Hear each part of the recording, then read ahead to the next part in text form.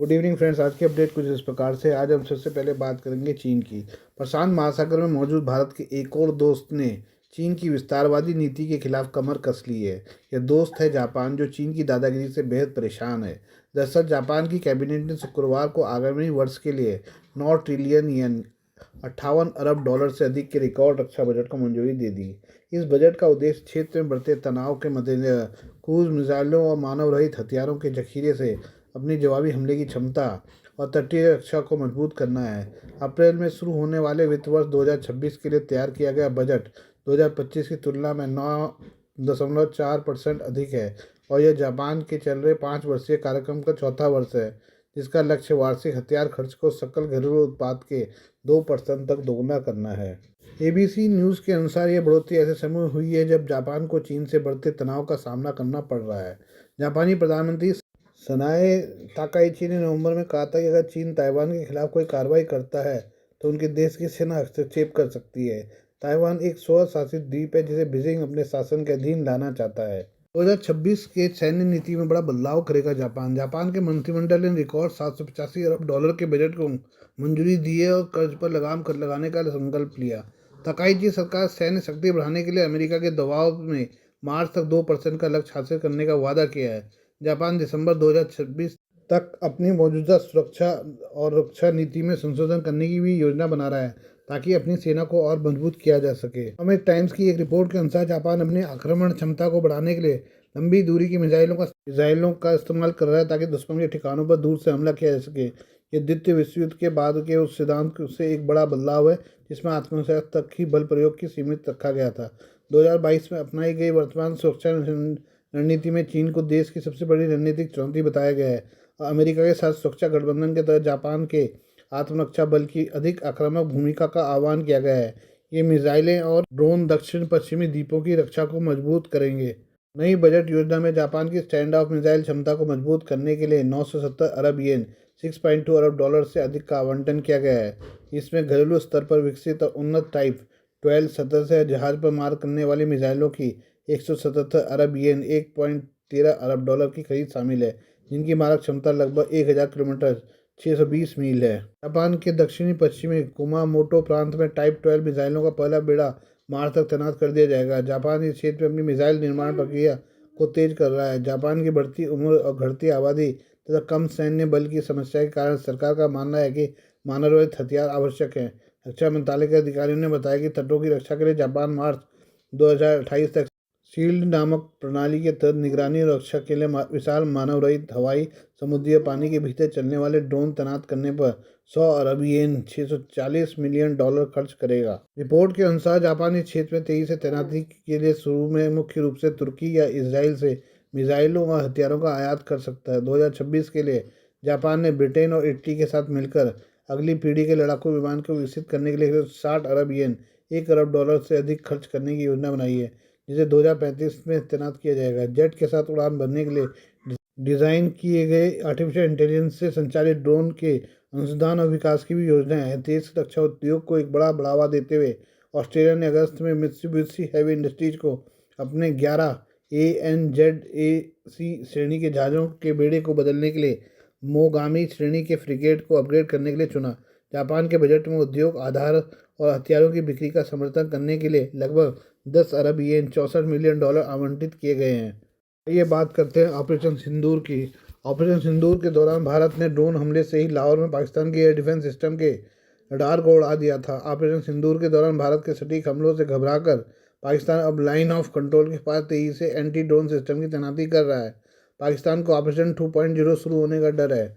खुफिया इनपुट के हवाले से एक रिपोर्ट में कहा गया कि पाकिस्तान ने रावलकोट, कोटली और भिम्बर सेक्टर के सामने नए counter unmanned aerial system CUAS की तैनाती की है। इंडिया टुडे की रिपोर्ट में खुफिया जानकारियों के हवाले से कहा है कि पाकिस्तान ने LOC के किनारे 30 से ज़्यादा खास एंटी ड्रोन यूनिट तैनात किए हैं। सूत्रों के हवाले से रिपोर्ट में बताया गया कि यह तैनाती मुर्री में हेडक्वार्टर वाली 12वीं इन्फेंट्री डिवीजन और कोटली भिम्बर एक्सिस के साथ ब्रिगेड को कंट्रोल करने वाली 23वीं इन्फेंट्री डिवीजन के तहत की जा रही है। सूत्रों का कहना है कि पाकिस्तान का यह कदम उसकी बेचैनी और घबराहट को दिखाता है और इससे पता चलता है कि पाकिस्तान एक तरफ भले ही अपने आवाम को बेवकूफ़ बनाता है, लेकिन अंदर से वो बुरी तरह डरा हुआ है। पाकिस्तान ने LOC पर 30 से ज़्यादा एंटी ड्रोन सिस्टम तैनात किए। पाकिस्तान ने LOC के अलग अलग हिस्सों में करीब 30 से ज़्यादा एंटी ड्रोन यूनिट्स तैनात किए हैं। रावलाकोट सेक्टर में 2nd कश्मीर ब्रिगेड POK जो भारतीय पूंछ सेक्टर के सामने जिम्मेदारी संभाल रही है। कोटली सेक्टर में 3rd कश्मीर ब्रिगेड POK सक्रिय है, जिसका सामना राजौरी, पुंछ, नौशेरा और सुंदरबनी में है। भिम्बर सेक्टर की जिम्मेदारी 7th कश्मीर POK ब्रिगेड के पास है। ये पूरी तैनाती पाकिस्तान अपने एयर स्पेस सर्विलांस और इलेक्ट्रॉनिक वॉरफेयर क्षमताओं को मजबूत करने के लिए कर रहा है। एंटी ड्रोन सिस्टम की तैनाती के जरिए पाकिस्तान भारत के ड्रोन मूवमेंट को भविष्य में ड्रोन हमले रोकना चाहता है। रिपोर्ट के मुताबिक पाकिस्तान ने सॉफ्ट किल और हार्ड किल दोनों तरह की क्षमताओं को बढ़ाना शुरू किया है। इस रिपोर्ट के मुताबिक पाकिस्तान ने कई तरह के हथियारों की तैनाती की है। डर इसलिए है क्योंकि लाहौर में एयर डिफेंस सिस्टम के रडार के ध्वस्त होने के बाद उसे भारतीय ड्रोन की मारक क्षमता का अच्छे से एहसास हो चुका है। आपको याद होगा कि 9-10 मई को लगातार पाकिस्तानी मीडिया में रिपोर्ट की जा रही थी कि भारत ड्रोन भेज रहा है। इन्हीं में से एक ड्रोन ने लाहौर में तैनात 4 सिस्टम को ध्वस्त कर पाकिस्तान को जबरदस्त झटका दिया था, जबकि पाकिस्तान के ड्रोन भारत का बाल भी बांका नहीं कर पाए थे। स्पाइडर काउंटर UAS सिस्टम जो रेडियो फ्रिक्वेंसी डिटेक्शन के जरिए 10 किलोमीटर तक छोटे ड्रोन और लॉयटरिंग मिशनों का पता लगा सकता है, उसकी तैनाती की है। इसे पाकिस्तान ने स्वचालित तौर पर चीन की मदद से बनाया है। सफरा एंटी UAV जैमिंग गन को भी पाकिस्तान ने तैनात किया है, जो कंधे पर रखकर दागा जाने वाला हथियार है। इसकी रेंज करीब 1.5 किलोमीटर के आसपास है और यह ड्रोन के GPS और कंट्रोल लिंक को बाधित करता है।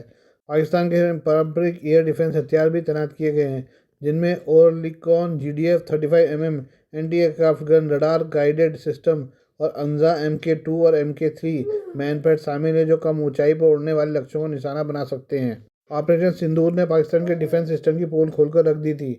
पाकिस्तान ना तो भारतीय ड्रोन को ही रोक पाया था, ना ही मिसाइलों को। खासकर पाकिस्तान को डर है कि अगले संघर्ष के दौरान भारत ड्रोन स्वाम भी लॉन्च कर सकता है, जिसे रोकने के लिए हाईटेक एंटी ड्रोन सिस्टम की जरूरत होती है। भारतीय सूत्रों का कहना है कि पाकिस्तान काफ़ी हड़बड़ी में एंटी ड्रोन सिस्टम तैनात कर रहा है, क्योंकि उसकी कमजोरियां उजागर हो चुकी हैं। हम बात करें TTP की। तहरीक-ए-तालिबान पाकिस्तान ने पाकिस्तान में हमला करने के लिए अपने संगठन में कई परिवर्तन किए हैं। इसके लिए उसने 2026 के लिए अपना नया संगठनात्मक ढांचा सार्वजनिक किया है। इसमें सबसे खास बात यह है कि एयरफोर्स यूनिट के गठन की घोषणा है। TTP अगर वाकई ऐसा कर पाने में कामयाब रहता तो साल 2026 में पाकिस्तान में होने वाले आतंकी हमलों में ज़बरदस्त इजाफा होने की आशंका होगी। पाकिस्तान में पहले ही पिछले दिनों 3 सालों से आतंकी हमलों में भारी वृद्धि दर्ज की गई है। नए स्ट्रक्चर में TTP की मिलिट्री यूनिट्स, अलग अलग प्रांतों में लड़ाकों की तैनाती और अलग अलग विभागों के ऑर्गेनाइजेशन फ्रेमवर्क की जानकारी दी गई है। इसके अलावा TTP ने कश्मीर को नया विलायत बनाने की भी बात की है। इसके स्ट्रक्चर में गिलगिट को 2 अलग अलग यूनिट में बांटा गया है।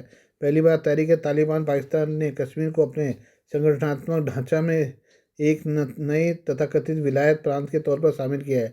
इसके अलावा इस ग्रुप ने गिलगिट के 2 अलग अलग विलायतों में बांट दिया है, विलायत दियामेर और विलायत डारेल। बात अगर पिछले कुछ सालों की करें तो पाकिस्तान के खैबर पख्तूनख्वा और बलूचिस्तान में आतंकी हमलों में बाढ़ आ गई है। नवंबर 2022 में TTP ने पाकिस्तानी सरकार के साथ युद्धविराम समझौता रद्द कर दिया था। इसके बाद TTP ने पाकिस्तानी सेना और पुलिस अधिकारियों को निशाना बनाया है। वहीं पाकिस्तान की सेना ने अब TTP को फितना अल ख्वारिज कहना शुरू कर दिया है। वो TTP के हमलों के लिए भारत पर सह देने का इल्ज़ाम लगाने लगा है। पाकिस्तान आरोप लगाता है कि TTP अफगानिस्तान की धरती से ऑपरेट कर रहा है, जिसे तालिबान प्रशासन ने खारिज कर दिया है। TTP के नए संगठनात्मक ढांचे की बड़ी बातें।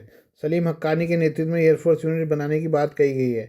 TTP ने 2 नए सुपरविजन जोन बनाए हैं, वेस्टर्न जोन बलूचिस्तान और सेंट्रल जोन। दोनों जोन के लिए अलग अलग ओवरऑल मिलिट्री कमांडर नियुक्त किए गए हैं। शैडो प्रांत में कश्मीर और गिलगिट बाल्टिस्तान को शामिल किया गया है। सभी सैन्य जोनों के नेतृत्व में बदलाव किया गया है। एसुना EP को साउदर्न मिलिट्री जोन का प्रमुख बनाया गया है और कुख्यात फकीर EP का प्रपोता बताया जाता है, जिसने मार्च 2022 में TTP ज्वाइन किया था।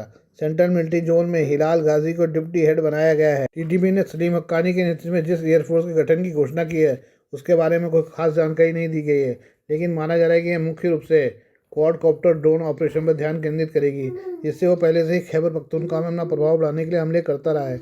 लेकिन एयरफोर्स यूनिट के गठन का मतलब ये हो सकता है कि वो अब कोऑर्डिनेशन के साथ हमले करे, और ये भी संभव है कि उसकी ड्रोन क्षमता में सुधार आया हो। ऐसी रिपोर्ट है कि TTP ने 2026 के ऑपरेशन के लिए लीडरशिप लिस्ट जारी की है।